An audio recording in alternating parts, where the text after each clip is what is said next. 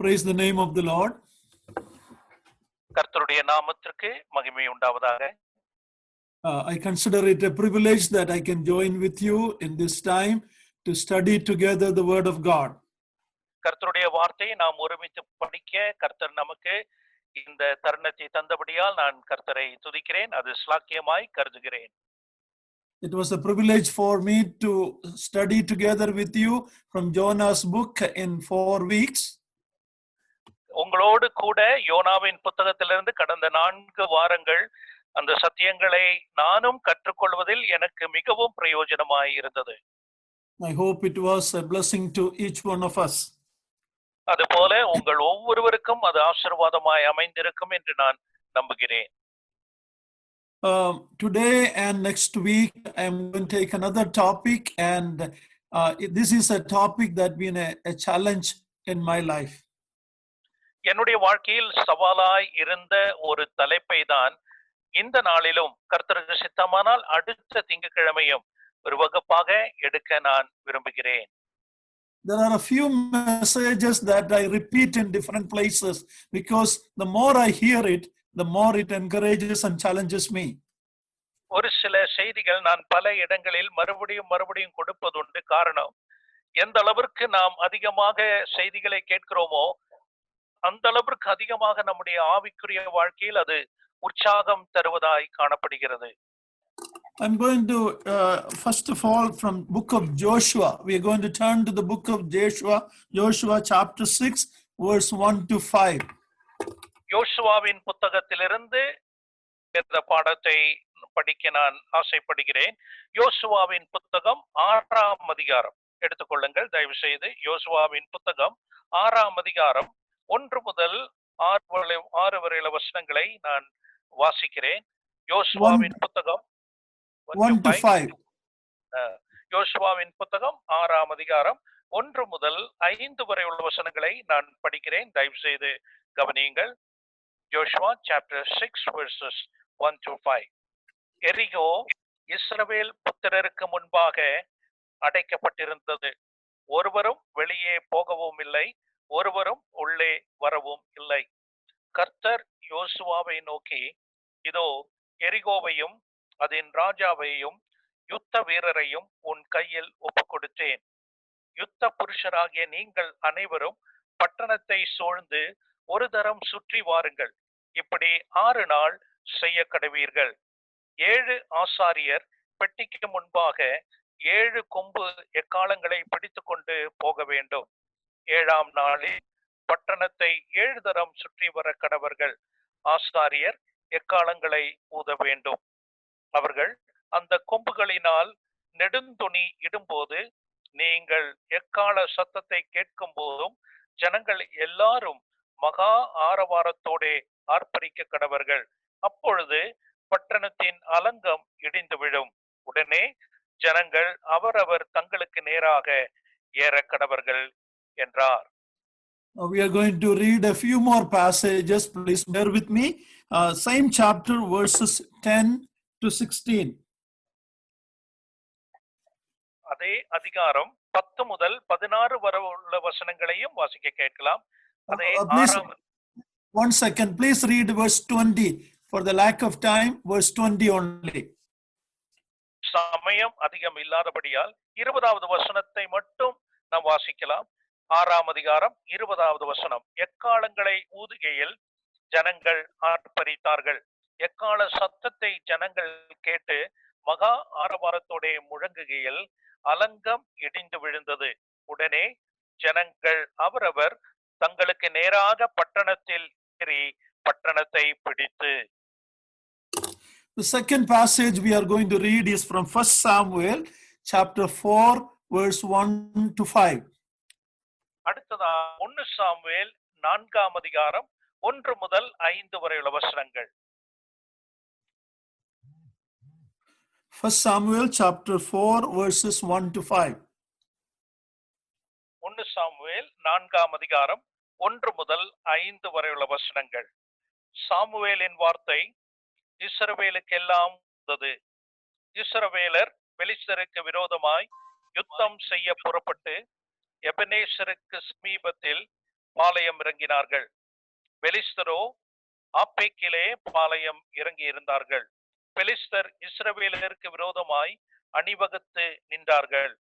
யுத்தம் அதிகரித்து இஸ்ரவேலர் பெலிஸ்தருக்கு முன்பாக முறியடிக்கப்பட்டார்கள். அவர்கள் சேனையின் போர்க்களத்தில் ஏறக்குறைய 4000 பேர் வெட்டுண்டு போனார்கள். ஜனங்கள் திரும்ப பாளையத்துக்கு வந்தபோது இஸ்ரவேலின் மூப்பரானவர்கள், இன்று கர்த்தர் பெலிஸ்தருக்கு முன்பாக நம்மை முறியடித்தது என்ன?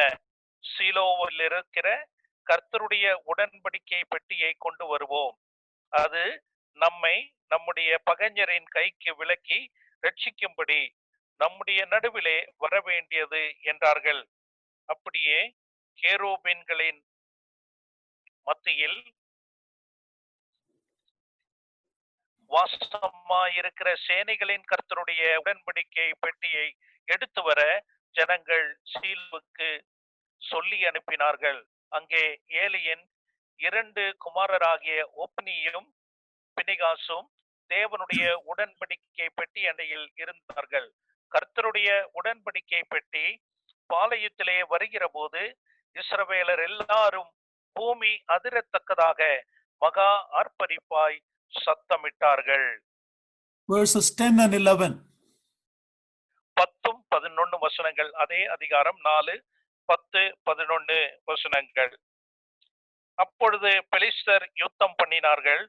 இஸ்ரவேலர் முறிந்து அவரவர் தங்கள் கூடாரங்களுக்கு ஓடி போனார்கள்.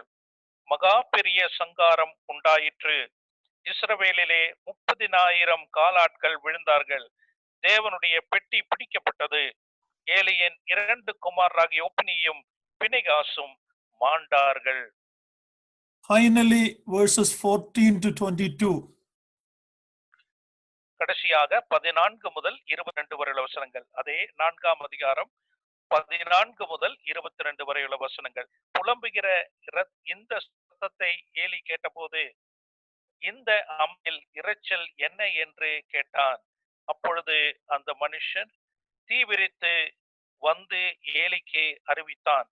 ஏலி 98 வயதுள்ளவனாய் இருந்தான்.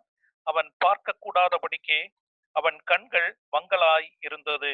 அந்த மனுஷன் ஏலியை பார்த்து, படையிலிருந்து வந்தவன் நான் தான், இன்றுதான் படையிலிருந்து ஓடி வந்தேன் என்றான். அப்பொழுது அவன், என் மகனே, நடந்த காரியம் என்ன என்று கேட்டான். செய்தி கொண்டு வந்தவன் பிரதியுத்தரமாக, இஸ்ரவேலர் பெலிஸ்தருக்கு முன்பாக முறிந்தோடி போனார்கள். ஜனங்களுக்குள்ளே பெரிய சங்காரம் உண்டாயிற்று. உம்முடைய குமாரனாகிய ஒப்னி பினிகாஸ் என்னும் இருவரும் இறந்து போனார்கள். தேவனுடைய பெட்டியும் பிடிபட்டு போயிற்று என்றான். அவன் தேவனுடைய பெட்டியை குறித்து சொன்னவுடனே ஏலி ஆசனத்திலிருந்து வாசலின் பக்கமாய் மல்லாக விழுந்தான். அவன் கிழவனும் ஸ்தூலித்தவனுமாய் இருந்தபடியால் அவன் பிடரி முறிந்து செத்து போனான். அவன் இஸ்ரவேலை 40 வருஷம் நியாயம் விசாரித்தான்.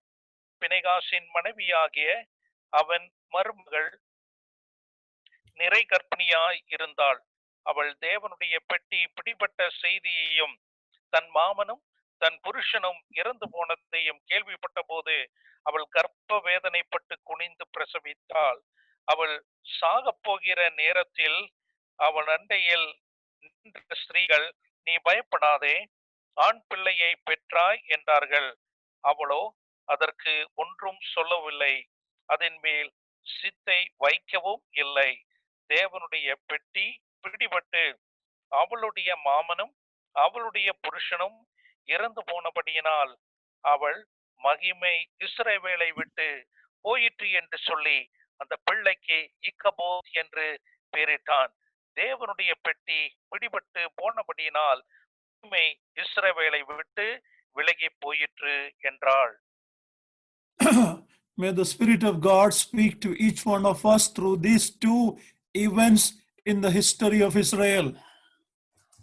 இஸ்ரவேலினுடைய சரித்திரத்திலே இந்த 2 சம்பவங்களின் மூலமாக தேவ ஆவியானவர் நம்மோடு கூட பேசுவாராக. We are seeing 2 shouts in Israel's history. இஸ்ரவேலிலே 2 உரத்த சத்தங்களை குறித்து நாம் வாசித்தோம். One was outside the promised land at Jericho. ஒன்று வாக்குத்தத்தம் பண்ணப்பட்ட தேசத்திற்கு வெளியே எரிகோவிலே கேட்கப்பட்டதான சத்தம். That is what we read in Joshua 6. அதுதான் யோசுவா 6ஆம் அதிகாரத்தில் நாம் வாசித்த வாசகம். 1 Samuel 4, it is a shouting they did in the promised land while they were fighting with Philistines. பெலிஸ்தரோடு கூட வாக்குத்தத்தம் பண்ணப்பட்ட தேசத்திலே அவர்கள் யுத்தம் செய்கிற வேளையில் ஏற்பட்டதான இரண்டாவது உரத்த சத்தத்தை தான் 1 சாமுவேல் 4ஆம் அதிகாரத்தில் நாம் வாசித்தோம். In the first shouting outside Jericho, there was great victory. எரிகோவிற்கு புறம்பே ஏற்பட்டதான அந்த உரத்த சத்தத்தின் மூலமாக மிகப்பெரிதான ஒரு வெற்றி கிடைக்கப்பட்டதை நாம் வாசிக்கிறோமே. Jericho's wall fell down and the children of Israel walked in and took the city. எரிகோவினுடைய அந்த மதில் இடிந்து விழுந்து அந்த பட்டணத்தை இஸ்ரவேல் ஜனங்கள் அதன் மூலமாய் பிடித்தார்கள். In the second incident in 1 Samuel, it was a greater shout. We hear the earth trembled when they shouted.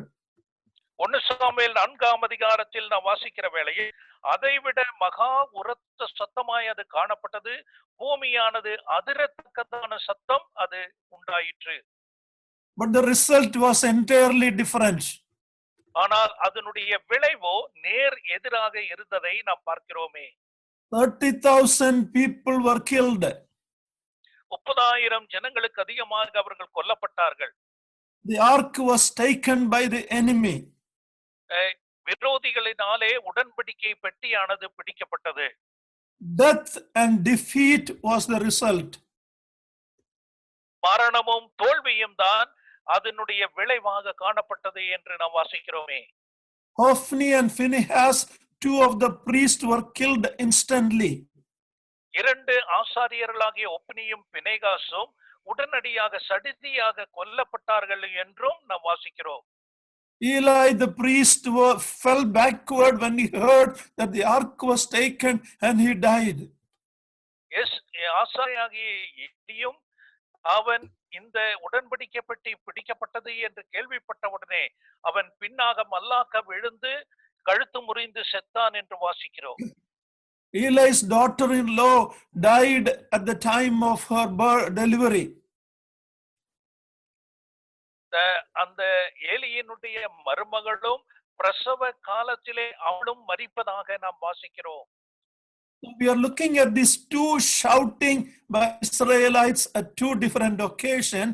God can speak to us so many things from these two incidents. 2 தருணங்களில் இஸ்ரவேல் ஜனங்கள் மூலமாக கேட்கப்பட்டதான இந்த உரத்த சத்தத்தின் மூலமாக கர்த்தர் தாமே நம்மோடு கூட அநேக தெய்வீக சத்தியங்களை பேசுகிறவராய் காணப்படுகிறார். Even though in the second incident the shouting was so greater, defeat was the result. இரண்டாவது வாசகத்தில் 1 சாமுவேலிலே வாசித்தது மற்ற சத்தத்தை விட மகா உரத்த சத்தமாய் இருந்த பொழுதிலும் அதனுடைய பின்விளைவு தோல்வியாக அமைந்ததை நாம் கவனிக்க வேண்டும். So we know that the shouting of Israel had nothing to do with victory or defeat. ஆகையால் இஸ்ரவேல் ஜனங்கள் எவ்வளவு மகா உரக்க சத்தம் இட்டாலும் அது ஒருபோதும் வெற்றிக்கு வகையாகாது. அது மாறாக தோல்வியை தான் உண்டாக்கும் என்பதையும் கர்த்தர் புரிய வைக்கிறார். In both incidents, the ark of God was there, but the ark also did not help them.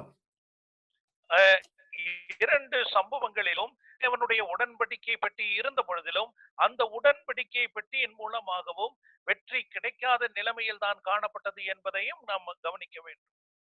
In 1 Corinthians 10:11 we read, whatever happened in the history of Israel is for our learning and warning. 1 கொரிந்தியர் 10ஆம் அதிகாரம் 11வது வசனத்திலே இஸ்ரவேலுடைய சரித்திரத்தில் என்னென்ன சம்பவங்கள் ஏற்பட்டதோ அவையெல்லாம் நமக்கு எச்சரிக்கையாகவும் நமக்கு போதனையாகவும் கொடுக்கப்பட்டது என்று வாசிக்கிறோமே. In the first incident outside Jericho, the ark of God was in their presence, in their midst. எரிகோவில் பட்டணத்திலே வெளியிலே ஏற்பட்டதான அந்த உரத்த சத்தத்தினுடைய அந்த நிலைமையிலே தேவனுடைய உடன்படிக்கை பெட்டியானது அவர்கள் மத்தியிலே காணப்பட்டது என்று நாம் வாசிக்கிறோம். In the first Samuel chapter 4 initial verses we read, there was a defeat, and they thought the defeat is because the ark is not with us. So they asked, let us bring the ark. 1 Samuel 4ஆம் அதிகாரம் ஆரம்ப பகுதியிலே நாம் வாசிக்கிற வேளையில் இஸ்ரவேல் ஜனங்களுக்கு ஒரு தோல்வி ஏற்பட்டது. இந்த தோல்விக்கு காரணம் உடன்படிக்கை பெட்டி நம்முடனே கூட நம் மத்தியில் இல்லாதபடியால் தான் இந்த தோல்வி ஏற்பட்டது. ஆகையால் உடனடியாக உடன்படிக்கை பெட்டியை கொண்டு வருவோம் என்று சொல்லி அவர்கள் அந்த காரியத்தில் முற்படுகிறார்கள். Then we read in verse 4, they said, if the ark is with us, it will save us. அந்த உடன்படிக்கை பெட்டி நம்மோடு கூட இருக்கும் என்றால் அந்த பெட்டியானது நம்மை ரட்சிக்கும் என்ற நிலைமையில் தான் அவர்கள் குறிப்பிடுகிறார்கள். They thought God was in the box. அவர்கள் நினைத்த காரியம் என்ன? தேவன் அந்த பெட்டிக்குள் இருக்கிறார்கள் என்ற நினைவுதான் அவர்களுக்கு. The ark was only a representation of the glorious God's presence. மகிமையுள்ள தேவனுடைய பிரசன்னத்தினுடைய ஒரு அடையாளம் தான் இந்த உடன்படிக்கை பெட்டி என்று அவர்கள் உணராமல் இருந்தார்கள். But in the second incident, they thought the ark will protect us, but God allowed the ark to be taken by the enemies. இரண்டாவது சம்பவத்திலே இந்த உடன்படிக்கை பெட்டி எங்களுக்கு உதவி செய்யும், எங்களை காப்பாற்றும் என்று அவர்கள் நினைத்தார்கள். ஆனால் கர்த்தரோ அந்த உடன்படிக்கை பெட்டி பிடிபட்டு போகக்கூடிய நிலைமையிலே கர்த்தர் அந்த காரியத்தை செய்கிறதை கவனிக்க வேண்டும். As a result of that, the Philistines were afraid. When the ark went to their land, God's name was glorified among the enemies. இந்த உடன்படிக்கை பெட்டியானது பெலிஸ்தேய தேசத்திலே சென்ற வேளையில் தேவனுடைய நாமம் மகிமைப்படக்கூடிய நிலைமையில் பெலிஸ்தேயர்கள் பயப்பட்டார்கள். ஆனால் அதன் மூலமாக தேவன் அவர்களுக்கு உதவி செய்வதை நாம் கவனிக்க வேண்டும். But the same ark did not protect his own people in the battle.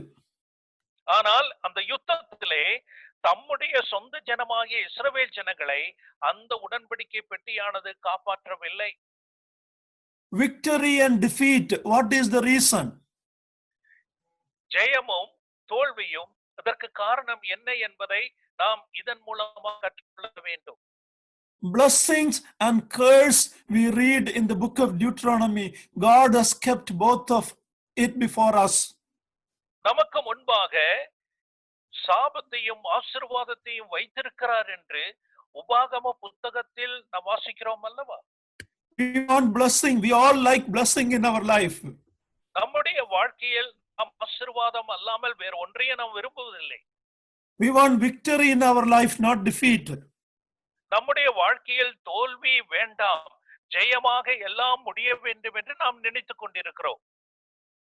Today I am going to talk about the first incident, and Lord willing next week we will look at the second incident from 1 Samuel. இன்றைக்கு யோசுவாவின் புத்தகத்திலே நான் வாசித்த அந்த பாகத்திலிருந்து உங்களோடு பகிர்ந்து கொள்ள விரும்புகிறேன். கர்த்தருக்கு சித்தமானால் அடுத்த வாரம் 1 சாமுவேல் இருந்துள்ள பாகத்தை உங்களோடு பகிர்ந்து கொள்கிறேன்.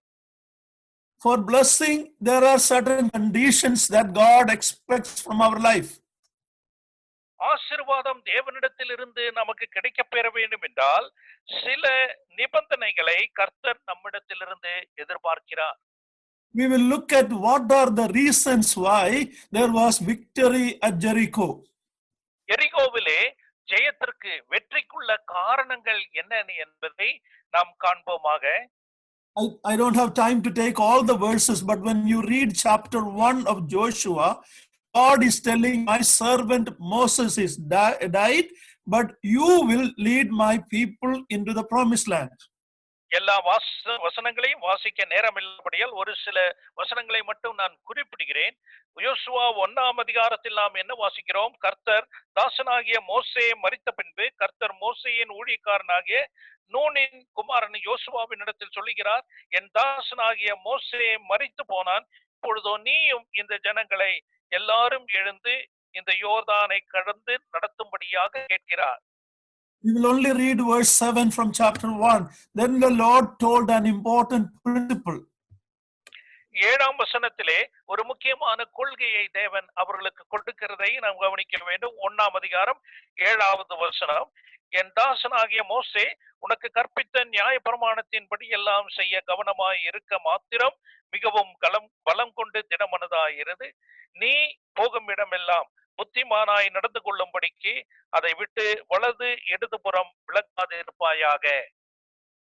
God is telling Joshua, obey the word of God. Don't turn to the left or right. தேவனுடைய வார்த்தைக்கு மட்டும் கீழ்ப்படிய வேண்டும் என்பதை யோசுவாவினிடத்தில் குறிப்பிடுவதை நாம் கவனிக்க வேண்டும். அதிலிருந்து வலதுபுறமோ இடதுபுறமோ நீ திரும்ப கூடாது என்ற கட்டளையை கொடுக்கிறார். Moses was a great man of God. தேவனுடைய மிகப்பெரிதான மனிதனாக மோசே காணப்பட்டான் என்பதை அறிவோம். We read in Deuteronomy 34 about the end of Moses' life, and God gave a testimony that there was no prophet like him in Israel before or after. உபாகமம் 34ஆம் அதிகாரத்தில் மோசேயினுடைய மரணத்தை குறித்து நாம் அங்கே வாசிக்கிறோம். அவனை குறித்ததான ஒரு சாட்சியை தேவன் கொடுக்கிறார். இஸ்ரவேலை இதற்கு முன்பாகவும் இதற்கு பின்பாகவும் வேறொரு தீர்க்கதரிசி எழும்பினதில்லை என்கிற நற்சாட்சியை கொடுக்கிறார். That great man of God is now no more. அந்த தேவனுடைய மனிதன் மோசே இப்பொழுது இல்லை. Now Joshua is much younger than Moses. மோசேயை விட அதிக இளம் வயது உடையவனாக யோசுவா காணப்பட்டான். Maybe when God gave this charge to Joshua, maybe he was afraid, how can I go and lead this great multitude into the promised land? கர்த்தர் இப்பேற்பட்டதான ஆணையை யோசுவாவுக்கு கொடுத்த வேளையில் இந்த இளம் வயதில் நான் எவ்விதத்தில் இந்த ஜனங்களை நடத்தி செல்வேன் என்று அவன் சிறிது அச்சம் கொண்டிருக்கலாம். But God said, obey the word of God. ஆனால் கர்த்தர் சொல்லுகிறார், இந்த தேவ வார்த்தைக்கு நீ கீழ்ப்படி என்பதை கூறுகிறார். Don't turn to the left or right. நீ வலது இடதுபுறம் அதிலிருந்து சாய்ந்து விடாதே என்கிறார். Beloved saints of God, obedience to the word of God is the first condition for victory in your life and my life. பிரியமானவர்களே, கர்த்தருடைய பரிசுத்தவான்கள் என்று சொல்லுகிற வேளையில் கீழ்ப்படிதல் ஒன்றுதான் நம்முடைய வாழ்க்கையினுடைய வெற்றி என்பதை நானும் நீங்களும் புரிந்து கொள்ள வேண்டியவர்களாக இருக்கிறோம். We live in a day and age today when people pick and choose what they like, the other they reject it. That is the situation today among God's people. இன்னைக்கு தெய்வ ஜனங்கள் மத்தியிலே காணப்படுகிற ஒரு காரியம் என்னவென்றால், அவர்களுக்கு என்ன பிடிக்கிறதோ அதை மட்டும் தெரிந்து கொள்கிறவர்களாக, மற்ற காரியங்களை எல்லாம் தவிர்த்து விடுகிறவர்களாக தெய்வ ஜனங்கள் காணப்படுகிறார்கள். If you come to many of the assemblies in America, believers are picking and choosing what they like. இன்றைக்கு அமெரிக்காவில் உள்ள சபைகளுக்கு நீங்கள் வந்து பார்த்தீர்கள் என்றால், விசுவாசிகள் என்று சொல்லுகிறவர்கள் இந்த நிலைமையில் தான் இருக்கிறார்கள். எனக்கு என்ன வேணுமோ, எனக்கு என்ன இஷ்டமோ அதை மட்டும் தெரிந்து கொள்வேன் என்ற நிலைமையில் காணப்படுகிறார்கள். When I look at all of you, I see all the sisters with the head covering. எல்லா சகோதரிகளையும் நான் பார்க்கிற வேளையில் தங்களுடைய தலைக்கு அவர்கள் முக்காடிட்டுக் கொண்டவர்களாய் காணப்படுவதை நான் காண்கிறேன். And today if you come to many assemblies here, out of maybe 50, 3 or 4 do the head covering. Others think it was only for the Corinthians. Why should we do it? இன்றைக்கு நீங்கள் இங்கே வந்து பார்ப்பீர்கள் என்றால், சபைக்கு நீங்க செய்கிற வேளையில் 50 பேரில் ஒரு 2-3 பேர் மட்டும்தான் இப்பேற்பட்டதான முப்பாடிட்ட சகோதரிகளை காண முடியும். காரணம், அவர்கள் கூறுவது அது கொரிந்திய சபைக்கு எழுதப்பட்டதான ஒரு நியமனம், நாம் ஏன் அதை கடைபிடிக்க வேண்டும் என்ற மனநிலைமைதான் அவர்களுக்கு காணப்படுகிறது. I am only telling you a small incident, but lot of things we are picking and choosing what we like. நான் ஒரு சிறு உதாரணம் தான் நான் குறிப்பிட்டேன்.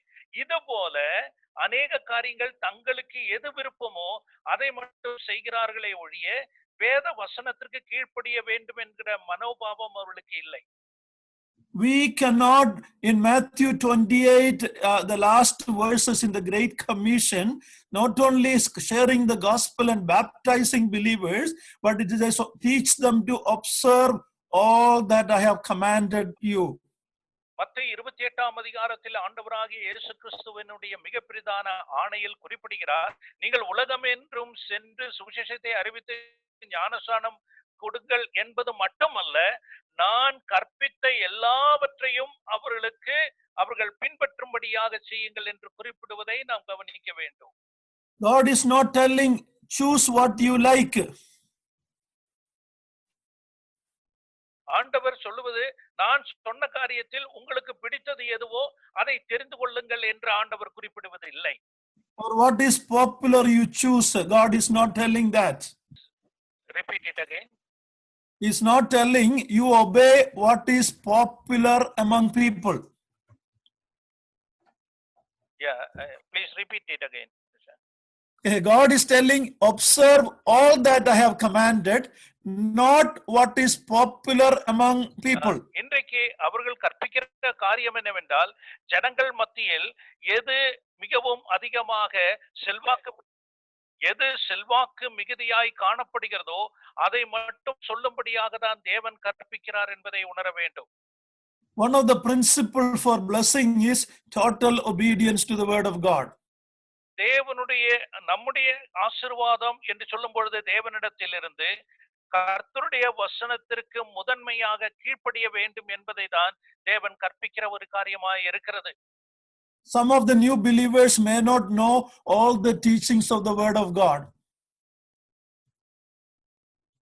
புதிதாக வருகிற விசுவாசிகள் கர்த்தருடைய வசனத்தில் உள்ள அநேக தேவ வசனங்களுக்கு அவர்கள் அறியாதவர்களாய் காணப்படலாம். That is not a problem. God wants you and I to obey what we know first, then God will show more truth to us. இதில் உள்ள எல்லா சத்தியங்களையும் நீங்கள் அறியாதவர்களாய் இருந்தாலும் அது ஒரு பிரச்சனை அல்ல. ஆனால் கர்த்தர் கூறுகிற வசனத்திற்கு முதன்மையாக கீழ்ப்படிய வேண்டும் என்று கர்த்தர் விரும்புகிறார். That is the first ground for blessing.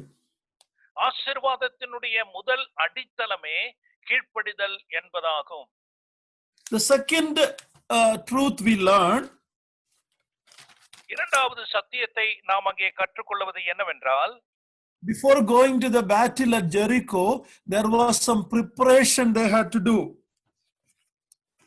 அங்கே எரிகோவில் உள்ள யுத்தத்திற்கு செல்வதற்கு முன்பாக அவர்கள் சில ஆயத்தங்கள் செய்ய வேண்டியதாயிருந்தது. In chapter 2, we are not going to take all the verses.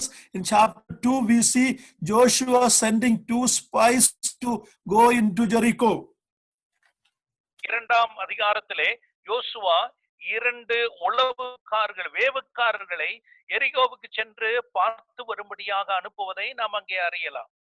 We know about 38 years back, they sent 12 spies to Canaan. 38 வருடங்களுக்கு முன்பாக கானானுக்கு 12 வேவுகாரர்களை அனுப்பினார்கள் என்பதை நாம் அறிந்திருக்கிறோமே. We know what happened after that. அதன் பிறகு என்ன நடந்தது என்பதையும் வேதவசனத்தில் நாம் அறிந்திருக்கிறோம். Only Joshua and Caleb stood for God and told that we can, but others discouraged the Israelites. யோசுவாவும் காலேபும் மட்டும்தான் கர்த்தருக்காக நம்மால் யுத்தம் செய்ய முடியும், நிற்க முடியும் என்று நல்ல வார்த்தைகளை கூறினார்களே ஒழிய மற்ற அனைவரும், சென்று வந்தவர்கள் அனைவரும் அதை உற்சாகப்படுத்தாமல் அவர்கள் எல்லா விதத்திலும் தோல்விதான் அடையும் என்ற நிலைமையில் நிர்விசாரமாயிருந்தார்கள். Now then, why again Joshua is sending 2 spies to Canaan? அப்படி என்றால் மறுபடியும் யோசுவா ஏன் 2 வேவுகாரர்களை கானானுக்கு அனுப்புகிறார்?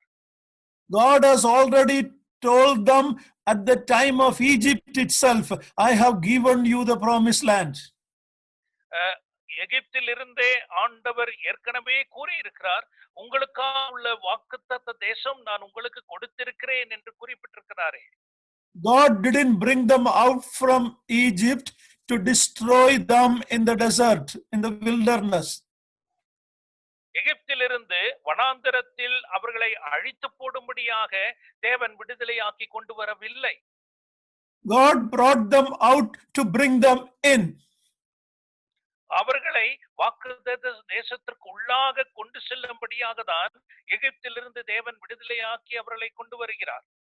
There was no need to go and check it out. God said, I have already given it. Go and take possession of it.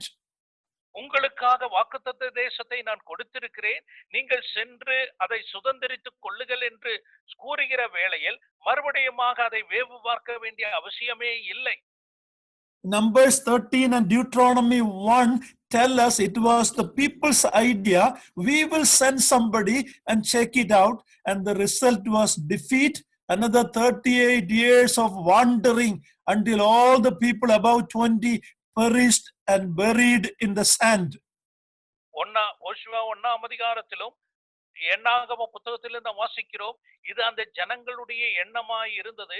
அவர்கள் தான் இப்பேற்பட்ட நிலைமையில் நாம் சென்று பார்க்க வேண்டும் என்ற நிலைமையில் அவிசுவாசத்தோடு கூறினபடியால் தான் ஜனங்களை, இஸ்ரவேல் ஜனங்களை தேவன் வனாந்திரத்தில் 38 வருடங்கள் நடக்கும்படியாக, அலைந்து திரும்படியாக தேவன் செய்த ஒரு காரியம் என்பதை நாம் அறிய வேண்டும். Then why Joshua is again sending the spies to Canaan? அப்படி என்றால் மறுபடியும் யோசுவா ஏன் கானானுக்கு 2 வேவுகாரர்களை அனுப்ப வேண்டும்? It was a totally different reason.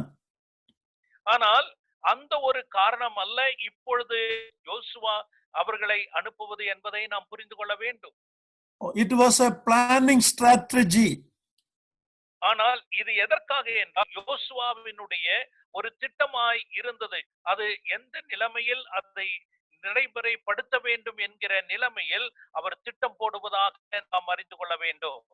Secondly, there was a woman in that Jericho who heard about the God of Israel, not now, but many years back when God did great wonders for Israel.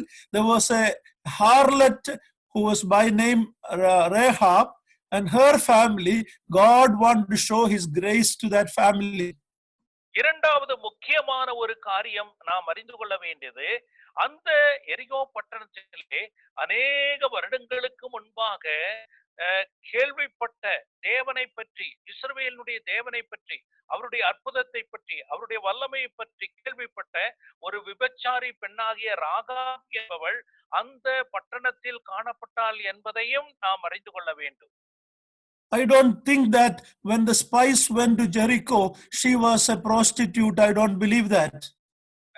இந்த வேவுகாரர்கள் அந்த எரிகோ பட்டணத்துக்கு சென்ற வேளையில் அவள் விபச்சாரம் செய்து கொண்டிருந்தாள் என்ற ஒரு நிலைமையில் நான் நம்புவது கிடையாது. He said, we heard what the God, your God has done in Egypt at the Red Sea. We heard it, we feared, and I know your God is the living God. காரணம் நான் ஏன் அவ்விதமாய் குறிப்பிடுகிறேன் என்றால், அந்த வேவுகாரிடத்தில் அந்த ஸ்ரீ சொல்லுகிற ஒரு காரியம், எகிப்திலே உங்களுடைய தேவன் எவ்வளவு வல்லமையான காரியத்தை செய்தார் என்று நான் அறிந்து, அவர் ஒருவரே ஜீவனுள்ள தேவன் என்கிற சாட்சியை அவர் சொல்லுவதை, அந்த பெண் சொல்லுவதை நான் அறிந்துதான் நான் அவ்விதமாக குறிப்பிட்டேன். In Romans 10:19 we read, faith comes by hearing the word of God. ரோமர் 10ஆம் அதிகாரத்திலே நாம் என்ன வாசிக்கிறோம்? விசுவாசமானது கேள்வியினாலே வரும், தேவனுடைய வசனத்தினுடைய கேள்வியினாலே விசுவாசம் வரும் என்று நாம் வாசிக்கிறோமே.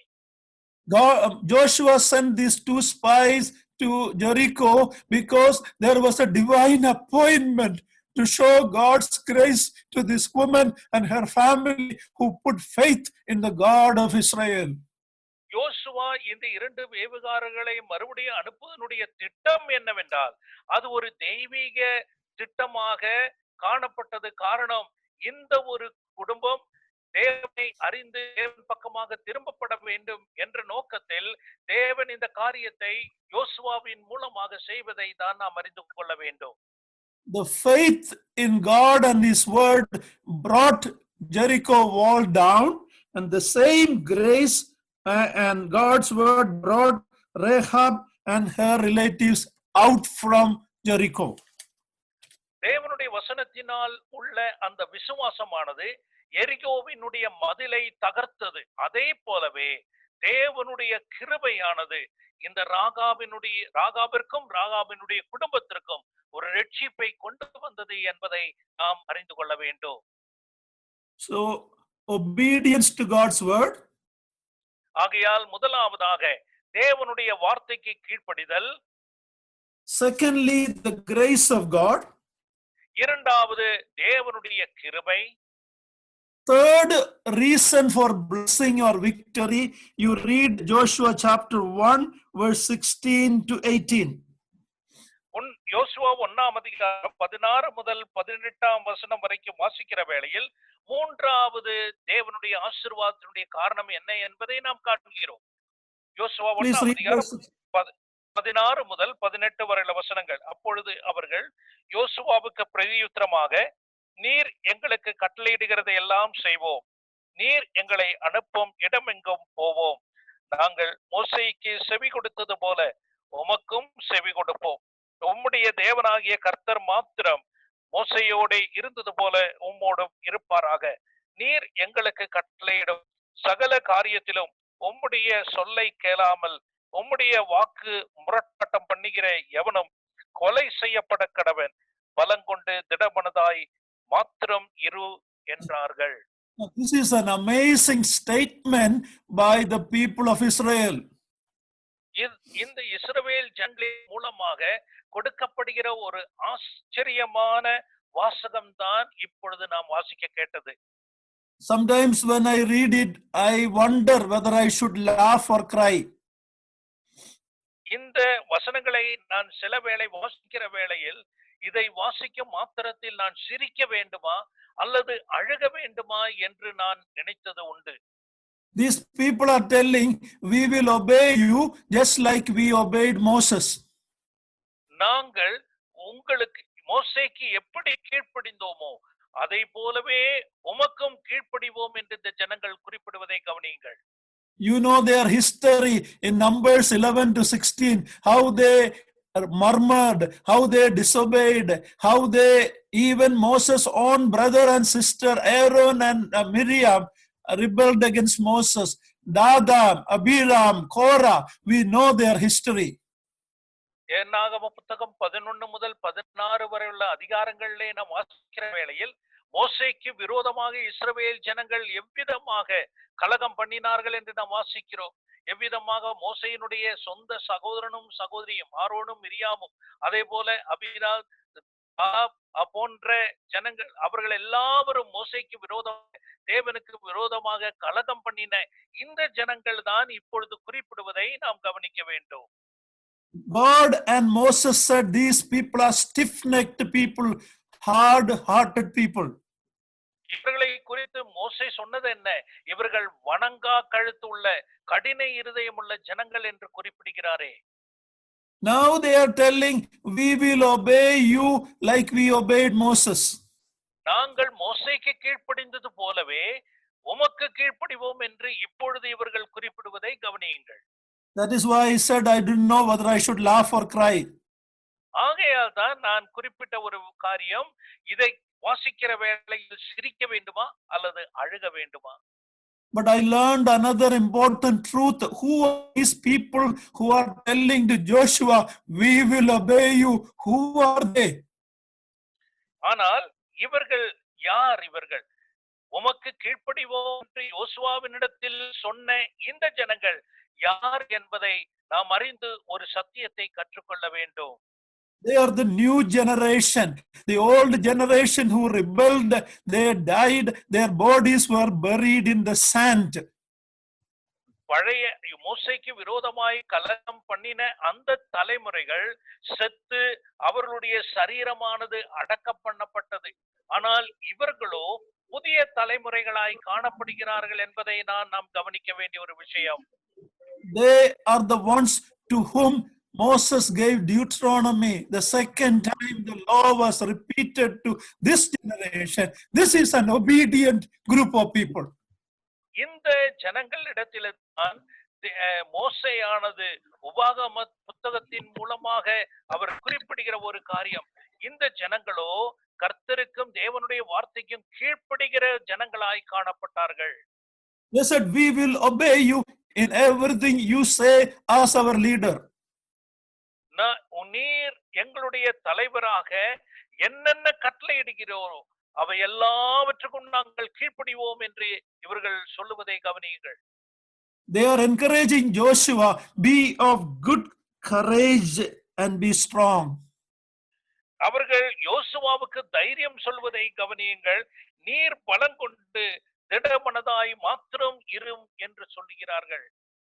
See, believers, brothers and sisters, for victory we need obedience not only to God's word but obedience to the godly leaders God has put above us. எனக்கு அருமையான தெய்வ பிள்ளைகளே, நம்முடைய வாழ்க்கையில் ஜெயமும் வெற்றியும் காணப்பட வேண்டும் என்றால் கர்த்தருடைய வார்த்தைக்கு மட்டும் நாம் கீழ்ப்படுகிறவர்களாய் அல்ல, தெய்வ பிள்ளைகளாக நம்மை வழிநடத்துகிற ஆவிக்குரியவர்களுக்கும் நாம் கீழ்ப்படுகிறவர்களாய் இருக்கிறோம். When an assembly has godly leaders and obedient believers, there will be victory in that assembly and in our life. ஒரு சபையிலே தெய்வீகமாக ஆவிக்குரிய நிலைமையில் நடத்தி செல்கிற கண்காணிகள் இருக்கிற வேளையில் அதே அவர்களுக்கு கீழ்ப்படியக்கூடிய விசுவாசிகள் இருப்பார்கள் என்றால் அந்த சபையானது ஒரு வெற்றி உள்ள சபையாக காணப்படும். Why many of our assemblies are defeated and dividing? ஏன் அநேக சபைகள் இன்றைக்கு தோல்வியுற்ற நிலைமையிலே பிரிக்கப்பட்ட நிலைமையிலே காணப்படுவதனுடைய காரணம் என்ன? It is because sometimes the leaders are not right, the believers are not obedient. சில வேளைகளிலே கண்காணிகளாகிய வழி சபையை நடத்தி செல்கிறவர்கள் சரியான நிலைமையில் இல்லாதவர்களாக, விசுவாசிகள் கீழ்ப்படியாதவர்களாய் காணப்படுவதனுடைய காரணம் தான் இன்றைக்கு அநேக பிரிவினைகள் காணப்படுகின்றன. We are looking at the reasons for victory at Jericho. எரிகோவினுடைய வெற்றிக்கு காரணம் என்ன என்பதை தான் நாம் இப்பொழுது படித்துக் கொண்டிருக்கிறோம். The same conditions required in my life and your life for victory in our life. நம்முடைய வாழ்க்கையில் ஜெயம் வேண்டும் என்றால், வெற்றி வேண்டும் என்றால் இதே நிபந்தனை உங்களுடைய என்னுடைய வாழ்க்கையிலும் அவசியம் என்பதை நாம் புரிந்து கொள்ள வேண்டும். Obedient to the word of God, everything that we know. நாம் அறிந்திருக்கிற ஒவ்வொன்றிலும் தேவனுடைய வார்த்தைக்கு கீழ்ப்படிதல் உள்ளவர்களாய் காணப்பட வேண்டியவர்களாய் இருக்கிறோம். Understand the grace of God working in our life. நம்முடைய வாழ்க்கையில் கிரியை செய்கிறதான தேவனுடைய கிருபையை புரிந்து கொண்டு அந்த நிலைமையில் செயல்பட வேண்டும். Godly leaders and obedient believers. அதே போலவே தெய்வீக ஆவிக்குரிய கண்காணிகளும் அதே போல சபையிலே கீழ்ப்படுகிற விசுவாசிகளும் காணப்பட வேண்டும். Now another reason is in chapter 5, they obeyed in the command given of circumcision. You see that in chapter 5. I don't have the time to take all the verses. You can study it for yourself. அடுத்த நிபந்தனை என்று பார்க்கும் பொழுது 5ஆம் அதிகாரத்தில் அவர்கள் தேவன் கட்டளையிட்டதான விருத்த சேதனத்திலே அவர்கள் கீழ்ப்படிதல் உள்ளவர்களாய் காணப்பட்டார்கள் என்பதை நாம் அறிகிறோம். நீங்கள் அந்த பாகத்தை தயவு செய்து வாசித்து பாருங்கள். There was a preparation of obeying God's command in this covenant command of circumcision. தேவனுடைய கட்டளையாக இந்த விருத்த சேதனம் என்கிற ஒரு காரியத்தில் அவர்கள் ஆயத்தம் உள்ளவர்களாக கர்த்தருடைய கற்பனைக்கு கீழ்ப்படுகிறவர்களாய் அவர்கள் காணப்பட்டார்கள் என்பதை காண்கிறோம். In the 40 years of wilderness journey, they did not obey God in this matter. இந்த காரியத்திலே 40 வருடங்கள் வனாந்தரத்தில் அவர்கள் சுற்றித் திரிகிற வேளையில் இதற்கு அவர்கள் கீழ்ப்படியவில்லை. So we read in chapter 5 verse 9, this day have I rolled away the reproach of Egypt from off you, wherefore the name is called Gilgal. ஆகையால் நாம் 5ஆம் அதிகாரம் 9ஆம் வசனத்திலே என்ன வாசிக்கிறோம்? யோசுவா 5:9, இன்று எகிப்தின் நிந்தையை உங்கள் மேல் இராதபடிக்கு புரட்டி போட்டேன் என்றார். அதனால் அந்த ஸ்தலம் இந்நாள் வரைக்கும் கில்கால் எண்ணப்படுகிறது என்கிறார். God is telling Joshua, you cannot have victory unless you obey in this covenant sign of circumcision. கர்த்தர் யோசுவாவினிடத்தில் குறிப்பிடுகிற ஒரு காரியம், நீ இந்த கற்பிக்கப்பட்டதான இந்த அடையாளமாகிய விருத்த சேதனத்தில் கீழ்ப்படிதல் உள்ளவராய் காணப்படவில்லை என்றால் ஒருபோதும் எரிகோவை வெற்றி கொள்ள முடியாது என்று குறிப்பிடுகிறார். That I want to roll away the reproach of Egypt. எகிப்தினுடைய நிந்தையை நான் புரட்டி போட வேண்டும் என்று விரும்புகிறேன் இதன் மூலமாக என்கிறார். You and I know that Egypt is a picture of the world. எகிப்து என்று சொல்லும் பொழுது அது உலகத்தினுடைய படமாக சித்திரமாய் காணப்படுகிறது என்பதை நாம் நன்கு அறிவோம். God brought these people out from Egypt. இந்த ஜனங்களை எகிப்திலிருந்து வெளியே கொண்டு வந்தார். And he opened the Red Sea for them and brought them out. Then they closed the sea. அதன் பிறகு தேவன் செங்கடலை இரண்டாக பிரித்து பட்டாந்தரையிலே அவர்களை வெளியே கொண்டு வந்து அந்த கடலை மறுபடியுமாக அவர் மூடினார் என்பதை நாம் அறிவோம். God said you should never go back to Egypt. நீ மறுபடியுமாக எகிப்துக்கு திரும்ப செல்லக்கூடாது என்பதுதான் அதனுடைய அடையாளமாய் காணப்படுகிறது. So the circumcision was a sign that you are a separated people for me. Don't mix with the world and others. அதையால் விருத்த சேதனம் என்று சொல்லும் பொழுது அது ஒரு அடையாளமாக நீ மற்றவர்களை விட ஒரு வித்தியாசமானவன் என்பதை குறிப்பிட ஒரு அடையாளமாக தேவன் கொடுத்ததாக காணப்படுகிறது. For believers today, we should know that we are not of this world. We should not love the world and the things in it. விசுவாசிகளாகிய நாம் இன்றைக்கு அறிய வேண்டிய ஒரு காரியம், நாம் இந்த உலகத்தை சேர்ந்தவர்கள் அல்ல. இந்த உலகத்தில் உள்ளவைகளிலும் உலகத்தில் உள்ள எந்த ஒரு காரியங்களிலும் அன்பு கூறக்கூடாது என்பது கர்த்தருடைய கட்டளையாய் இருக்கிறது. But look at where we are as believers. Somebody said, I looked for the church in the world, but I found the world in the church. ஆனால் இன்றைக்குள்ள நிலைமையை சற்று சிந்தித்து பார்ப்போம். ஒருவர் இவ்விதமாய் குறிப்பிடுகிறார், நான் இந்த உலகத்திலே ஒரு நல்ல சபையை தேடுகிறேன், ஆனால் இன்றைக்கோ சபையிலே உலகம் காணப்படுகிறது என்கிறார். That is the reason why we are not victorious in our life. ஆகையால் தான் இன்றைக்கு நம்ம வாழ்க்கையில் ஒரு வெற்றி இல்லாமல் காணப்படுவதனுடைய அர்த்தம். When you read the book of Joshua, யோசுவாவின் புத்தகத்தை நாம் படிக்கிற வேளையில் we see three enemies. மூன்று விரோதிகளை, சத்துருக்களை அந்த புத்தகத்தில் காண்கிறோம். Jericho was standing tall with its fortress around. It is a picture of the world that is so attractive today. எரிகோ என்று பார்க்கும் பொழுது மிகவும் பெரிதான அரண் உள்ளதாய் நிலைமையிலே உலகத்திற்கு ஒரு எடுத்துக்காட்டாக அந்த அளவிற்கு மனிதர்களை வசீகரிக்கக்கூடிய நிலைமையில் காணப்படுகிற ஒரு பட்டணம். The Bible says as believers we are not in the world but we are not of the world. வேதம் என்ன சொல்லுகிறது விசுவாசிகளை குறித்து? நீங்கள் இந்த உலகத்தில் இருக்கிறீர்கள், ஆனால் இந்த உலகத்தில் உள்ளவர்கள் அல்ல என்பதை குறிப்பிடுகிறது. In obedience to all this, God gave them victory at Jericho. இந்த கீழ்ப்படிதலின் மூலமாக, இவைகள் எல்லாவற்றிலும் கீழ்ப்படிவதன் மூலமாக எரிகோவிலிருந்து தேவன் அவர்களுக்கு வெற்றியை கொடுக்கிறார். But when Joshua chapter 7, we see defeat in small city of Ai. ஆயி சிறு பட்டணமாய் இருந்த பொழுதிலும் அந்த பட்டணத்திலும் தேவன் அவர்களுக்கு விடுதலை வெற்றியை கொடுக்கிறார். No, in Ai they were defeated the first time in chapter 7. 7ஆம் அதிகாரத்திலே முதன்மையாக ஆயி பட்டணம் ஒரு சிறு பட்டணமாய் இருந்த பொழுதிலும் அந்த பட்டணத்தில் அவர்கள் தோல்வியை தழுவினார்கள். Ai is a picture of the flesh in us. ஆயி என்று சொல்லும் பொழுது அது ஒரு மாம்சத்திற்கு அடையாளமாய் காணப்படுகிறது. This is a big study in itself, these three enemies. When you come to next chapter, we see how the Gibeonites have deceived and fooled even Joshua and the leaders of Israel. 8ஆம் அதிகாரத்திற்கு வரும்பொழுது கிபியோனியர்களை குறித்து வாசிக்கிறோம். அவர்கள் எவ்விதமாக யோசுவாவையும் இஸ்ரவேல் ஜனங்களையும் அவர்கள் ஏமாற்றினார்கள் என்று நாம் வாசிக்கிறோமே. We can see that in chapter 9. 9ஆம் அதிகாரத்தில் நாம் அதை காண்கிறோம். So 8 and 9. So what I'm telling is these were the three enemies.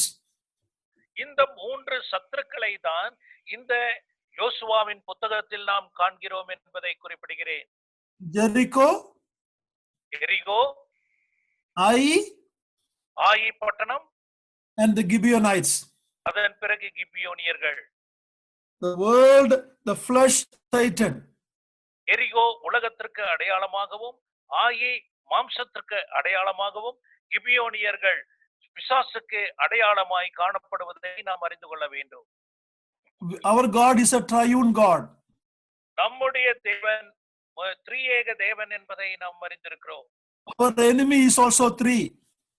அதே போலவே சத்துருக்களும் மூன்று நிலைமையில் நமக்கு விரோதமாய் செயல்படுகிறார்கள். The world is against the Father. உலகமானது பிதாவிற்கு விரோதமாய். Flesh is against the Holy Spirit. மாம்சமானது பரிசுத்த ஆவியானவராகிய தேவனுக்கு விரோதமாய். Antichrist, Satan is against the Lord Jesus Christ. அந்தி கிறிஸ்து பிசாசு என்று சொல்லும் பொழுது ஆண்டவராகிய இயேசு கிறிஸ்துவானவருக்கு விரோதமாய். God has given us different weapon and the whole armor to get victory in our life. ஆனால் கர்த்தர் தாமே இந்த சத்துருக்களை மேற்கொள்ளும்படியாக சர்வாயுத வர்க்கமாகிய பல ஆயுதங்களை நமக்கு தந்திருக்கிறார். The world, our faith will bring us victory against the world. நம்முடைய விசுவாசம் இந்த உலகத்திற்கு விரோதமான வெற்றியை நமக்கு கொண்டு வரும். Our flesh need to be continuously crucified with Christ on the cross. நம்முடைய மாம்சமானது அனுதினமும் கிறிஸ்துவோடு கூட சிலுவையில் அறையப்பட வேண்டியதாக காணப்படுகிறது. We fight against Satan by the sword which is the word of God. நாம் பிசாசுக்கு விரோதமாய் நாம் போர் செய்வது என்னவென்றால் தேவனுடைய வசனமாகிய ஆவியின் பட்டயத்தின் மூலமாக நாம் வெற்றி கொள்ள வேண்டும். My time is almost gone, but let me tell you one more preparation that Joshua did to win victory at Jericho. எரிகோவினுடைய வெற்றிக்கு இன்னொரு ஆயத்தமும் யோசுவா செய்ததை சொல்லி நான் முடிக்க விரும்புகிறேன். In chapter 5 verse 13 we read, when Joshua looked, he saw a man stood against him with the sword drawn in his hand. Joshua went unto him and said, are you for us or for our adversaries? Verse 14 chapter 5, he said, nay, but as the captain of the host of the Lord I have come. Joshua fell on his face to the earth and did worship. Then we read, the captain of the Lord of hosts said, loose your shoe from your foot. The place where you stand is holy. We see another thing here. ஐந்தாம் அதிகாரத்தில் இன்னொரு காரியத்தை நாம் முக்கியமாய் கவனிக்க வேண்டும். 13ஆம் வசனத்திலிருந்து யோசுவா 5ஆம் அதிகாரம் 13ஆம் வசனத்தில், பின்னும் யோசுவா எரிகோவின் வெளியிலிருந்து தன் கண்களை ஏறெடுத்து பார்க்கும் பொழுது இதோ ஒருவர் அவனுக்கு எதிரே நின்றார். உருவின பட்டயம் அவர் கையில் இருந்தது. யோசுவா அவரிடத்தில் போய், நீர் எங்களை சேர்ந்தவரோ எங்கள் சத்துருக்களை சேர்ந்தவரோ என்று கேட்டான். அதற்கு அவர், அல்ல, நான் கர்த்தருடைய சேனையின் அதிபதியாய் இப்பொழுது வந்தேன் என்றார். அப்பொழுது யோசுவா தரையிலே முகங்குப்புற விழுந்து பணிந்து கொண்டு அவரை நோக்கி, என் ஆண்டவர் நமது அடியேனுக்கு சொல்லுகிறது என்னவென்று கேட்டான். அப்பொழுது கர்த்தருடைய சேனையின் அதிபதி யோசுவாவை நோக்கி, உன் கால்களில் இருக்கிற பாதரட்சைகளை கழிச்சு போடு, நீ நிற்கிற இடம் பரிசுத்தமானது என்றார். யோசுவா அப்படியே செய்தான். Who is this person? யார் இந்த நபர்? We believe that it was the pre-incarnate appearance of the Lord Jesus Christ, one of the appearance in the Old Testament. பழைய ஏற்பாட்டிலே ஆண்டவராகிய இயேசு கிறிஸ்துவானுடைய பிரத்யட்சம் என்று பார்க்கிற வேளையில் இந்த பூமிக்கு ஆண்டவர் மனிதனாய் அவதரிப்பதற்கு முன்பாக ஒரு சில வேளைகளில் கர்த்தர் விதமாக பிரத்யட்சமானார். அது போலவே இப்பொழுதும் பிரத்யட்சமாய் இருக்கிறார் என்றுதான் இந்த வசனத்தின் மூலமாய் நாம் அறிந்து கொள்ள வேண்டும். Joshua is asking, who are you, on whose side? He said, I have come as the host of the Lord of hosts. Commander of யாரை சேர்ந்தவர் என்று கேட்கிற வேளையில், நான் கர்த்தருடைய சேனையின் அதிபதியாய் இப்பொழுது வந்தேன் என்று கர்த்தர் சொல்லுவதை கவனியுங்கள். Joshua realized there is a commander in chief above me, even though I am selected as a commander. நான் இஸ்ரவேலை ஜனங்களை நடத்தி செல்லக்கூடிய அதிபதியாக நான் கட்டளை பெறுகிறவனாய் இருந்த பொழுதிலும் என்னை விட உயர்ந்த ஒரு அதிபதி காணப்படுகிறார் என்பதை இப்பொழுது யோசுவா அறிந்து கொள்கிறார். He fell down and worshipped him, and he said, "The place you are standing is holy." அப்பொழுது அந்த தருணத்திலே அவர் முகங்குப்புற விழுந்து அவரை பணிந்து கொள்வதை நாம் காண்கிறோம். கர்த்தர் சொல்லுகிறார், நீ நிற்கிற இடம் பரிசுத்தம் உள்ளது என்று குறிப்பிடுகிறார். If all the godly leaders in our midst, like we read in 1 Peter chapter 5, realize that there is a great chief shepherd above us, we can solve a lot of the problem in our midst. நம்முடைய சபையிலே கண்காணிகளாய் இருக்கக்கூடிய அநேகர் 1 பேதுரு 5ஆம் அதிகாரத்தில் வாசிக்கிறது போல பிரதான மெய்ப்பர், மூப்பர்களுடைய பிரதான மெய்ப்பர் ஒருவர் காணப்படுகிறார்.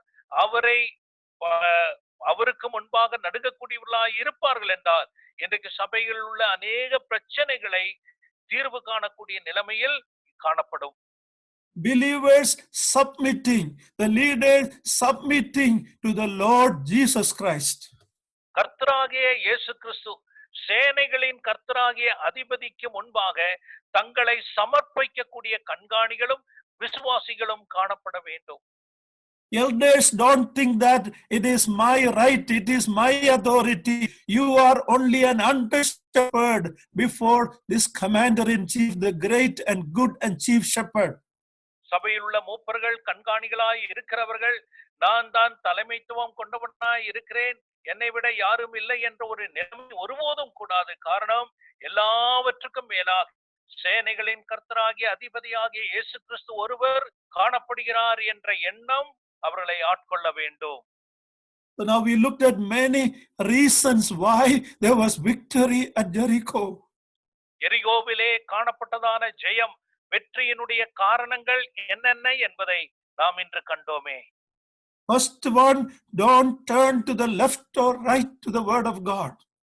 தேவனுடைய வார்த்தையிலிருந்து வலது இடதுபுறம் திரும்பக்கூடாது என்று முதன்மையாய் கண்டோம். Secondly, we saw obedient people and godly leader. இரண்டாவதாக தெய்வீக ஆவிக்குரிய கண்காணிகளாக வழிநடத்தி செல்லக்கூடியவர்களாகவும் கீழ்ப்படிதல் உள்ள ஜனங்களாயும் காணப்பட வேண்டும். Thirdly, we saw obedience in circumcision, separation from the world and its ways. மூன்றாவதாக விருத்த சேதனம் என்கிற கர்த்தருடைய உடன்படிக்கை, அதனுடைய அர்த்தம் உலக ஜனங்களுக்கும் தேவனுடைய பிள்ளைகளுக்கும் உள்ள ஒரு வேறுபாடும் ஒரு பிரித்தெடுக்கப்பட்ட அனுபவம் காணப்பட வேண்டும். Finally, recognizing the lordship of the Lord Jesus Christ. கடைசியாக கர்த்தராகிய இயேசு கிறிஸ்துவானவர் என்னும் அதிபதியை நாம் புரிந்து அறிந்து நாம் செயல்பட வேண்டியவர்களாக இருக்கிறோம். These are the conditions for victory in their life and our life. அவர்களுடைய வாழ்க்கையினுடைய வெற்றிக்கு உள்ள நிபந்தனையும் இவை நம்முடைய வாழ்க்கையினுடைய வெற்றிக்கும் நிபந்தனையாக காணப்படுகின்றன. When God said, "Go around the Jericho fort wall and go around 7 days, and at the end of the 7 days shout, and I have given Jericho in your hand." ஆண்டவர் குறிப்பிடுகிறார், 7 நாட்கள் இந்த எரிகோ அரணை சுற்றி வாருங்கள், மகா சத்தத்தோடு வாருங்கள், 7வது நாளிலே இந்த பட்டணத்தை உங்களுக்கு நான் தருவேன் என்று கர்த்தர் குறிப்பிடுகிறாரே. It was not their shouting that brought the wall of Jericho down. அவர்களுடைய சத்தத்தின் மூலமாக எரிகோவினுடைய அரண் இடிந்து விழவில்லை. It was an obedient people with God's presence in their midst that brought victory at Jericho. கர்த்தருடைய பிரசன்னம் அவர்கள் மத்தியில் காணப்பட்டது. அது மட்டுமல்லாமல் கர்த்தருடைய வார்த்தைக்கு கீழ்ப்படிதல் உள்ள ஜனங்களாய் காணப்பட்டபடியால் இந்த பட்டணமானது இவர்களால் பிடிக்கப்பட்டது. What God asked them to do look like foolishness to the people of the world. இந்த உலகத்துள்ள ஜனங்கள் பொறுத்தமட்டில் கர்த்தர் செய்ய சொன்னதை காணும் பொழுது அது ஒரு மதியீனமான செயல் என்றுதான் உலகம் சொல்லும். No military will plan like that. Just go around and then victory will be there. No military leader will ever follow this commands. எந்த உலகத்தில் உள்ள ராணுவத்தினுடைய அதிகாரியோ ஒரு பட்டணத்தை பிடிக்கும்படியாக இப்பேற்பட்டதான ஒரு செயலை செய்ய சொல்ல மாட்டார்கள். அவர்கள் திட்டமும் போட மாட்டார்கள். Bible says the gospel and the message of the cross is foolishness to the world. வேதம் என்ன சொல்லுகிறது? கிறிஸ்துவினுடைய வசனமும் சிலுவை பற்றினதான உபதேசமும் உலகத்திற்கு பைத்தியக்காரத்தனமாய் தோன்றுகிறது என்று. The natural man cannot understand that. ஜென்ம சுபாவம் உள்ள மனிதன் இதை புரிந்து கொள்ள மாட்டான் என்று குறிப்பிடுகிறாரே. But when we obey what looks like foolishness, when we obey it, victory will be the result. இந்த உலகத்தின் பார்வையிலே மதியீனமாய் தோன்றப்பட்டாலும் அதற்கு நாம் முற்றிலுமாய் கீழ்ப்படிவோம் என்றால் அது நிச்சயமாக நம்முடைய வாழ்க்கையில் வெற்றியை கொண்டு வரும். God is not asking us to understand everything that He is doing. He is asking us simply trust. We know that song, trust and obey. There is no other way. ஆண்டவர் ஒருபோதும் நான் குறிப்பிடுகிற எல்லா காரியத்தையும் புரிந்து அறிந்து வாழ் என்று சொல்லவில்லை. நான் சொல்லுவதை மட்டும் நீ கீழ்ப்படிந்தால் போதும் என்று குறிப்பிடுகிறாரே. நாம் ஒரு பாடலை பாடுகிறோமே, கீழ்ப்படிவோமே, தேவ சித்தம் செய்வோமே என்ற அந்த வார்த்தைக்கு ஏற்றவாறு கீழ்ப்படிதல் ஒன்றுதான் மிகவும் முக்கியமான அவசியமான ஒன்று. I will finish it in 1 minute. ஒரு நிமிடத்திற்குள்ளாக முடிக்க விரும்புகிறேன். Sorry, I have taken a few extra minutes. It's okay. It's up to you.